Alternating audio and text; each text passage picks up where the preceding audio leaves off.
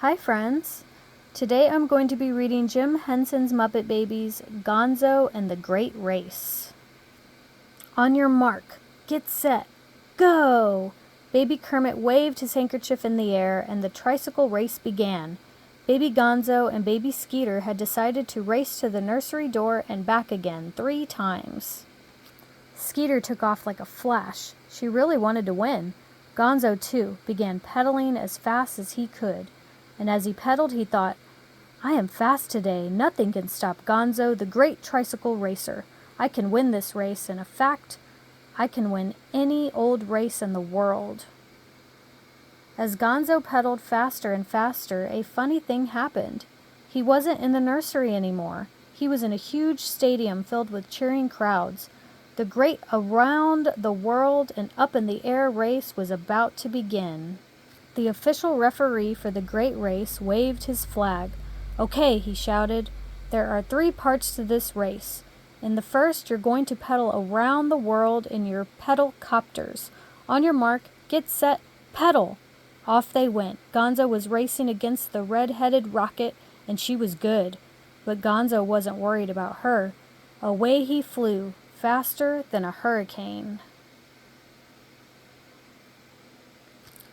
They pedaled over great cities. Gonzo had to pedal very, very hard to get over the tall buildings. He almost got stuck on a pointy one.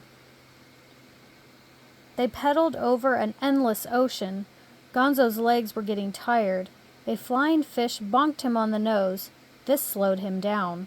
The red-headed rocket was way ahead. She looked like a little speck on the horizon. They crossed a high, snowy mountain range. The great Gonzo shivered as he pedaled faster and faster. He was catching up. Now he had a chance to win. As he thought about winning, Gonzo began to think about prizes, too. I wonder what my prize will be, he said to himself as the wind whistled in his ears. Maybe I'll win a nice green and orange plaid nose warmer. At last he could see the official referee in the distance. The first part of the race was over. Gonzo the Great was neck and neck with the red-headed rocket. He pedaled until his blue face turned pinkish. He could see the referee's flag. Congratulations, Gonzo, yelled the referee. You've won the first part of the race. Gonzo was thrilled. Maybe the grand prize at the end will be even bigger than a nose warmer, he thought. Maybe I'll win a year's supply of talcum powder. The next part of the race, announced the referee, is balloons to the moon. Ready, set, go! Gonzo's balloon was not too fast, so he decided he'd better get rid of some weight. He threw out 26 left boots and a bucket full of sparkly rocks. Whoosh! His balloon shot up like an arrow. Once again, Gonzo imagined the grand prize. Maybe it will be something really special, he thought as he zoomed close behind the red-headed rocket. Maybe it will be all the oatmeal and sardines I can eat. Gonzo's balloon hit the moon about 5 seconds after the red-headed rockets, but Gonzo was not discouraged. I'll beat her next time, he said to himself. Just wait. And now, announced the referee, comes the last part of the race. Whoever wins this part is the big winner. Is everybody ready? Ready as anything, shouted Gonzo. I am fast today. The red-headed rocket looked just as determined. Okay, said the referee. You'll be racing rocket-powered pogo sticks to the planet Pluto, with stops on Mars, Jupiter, Saturn, Uranus, and Neptune. The racers balanced their pogo sticks at the starting line. Just a second, said the referee. You both have to wear these funny noses and glasses, except Gonzo, he only needs glasses. Who made up these stupid rules? Yelled the red-headed rocket. Talk to Gonzo. It's his imagination, the referee replied. Kermit waved his flag and off they boinged. They bounced from meteor to meteor until they got to Mars. And then boing, they bounced off to Jupiter.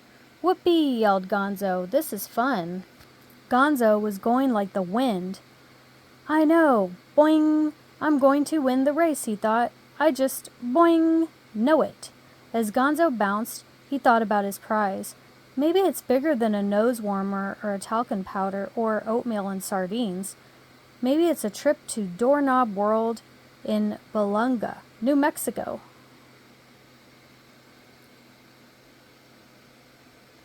On Neptune, Gonzo stopped for a ketchup and pickle sandwich. The red-headed rocket was still back on Saturn, so Gonzo was feeling pretty good. When he was done, he wiped his mouth, took a great big running start, and suddenly things around him looked different. Wait a second, he was back in the nursery. "And Gonzo wins by a nose," yelled Kermit. "Congratulations, Gonzo." "Hooray for Gonzo," cheered all the babies. Skeeter shook Gonzo's hand. "Good race," she said. Gonzo was still in a daze. "I won the race?" he asked. "You sure did," nodded Kermit. "Well then, could I have my prize, please? I can't wait to get to Doorknob World." "Huh?" said Kermit. "Gonzo, there's no prize for this race. It's just for fun." "But wait a second. Where's my nose warmer? And my talcum powder? Where's my oatmeal and sardines? Did I do this for nothing?" "No, Gonzo," said Skeeter. "The best prize of all is knowing you did the best you could possibly do. Now, isn't that worth a lot?" Gonzo thought about it. "Well, I did do my best," he said at last. "I had a great time, too. And now that I think about it, it wouldn't be much fun to go to Doorknob World all by myself anyway." "Gonzo," said Skeeter, "here's something you can have as a prize. It's a bag of jelly beans I've been saving." "Wow, my favorite flavor," said Gonzo, picking out a licorice one. Gonzo was very impressed by what a good sport Skeeter was. "You know," he said, offering her some jelly beans, "you did your best in the race, too. You even almost beat me, so I think we should share the prize." And that's just what they did. The end.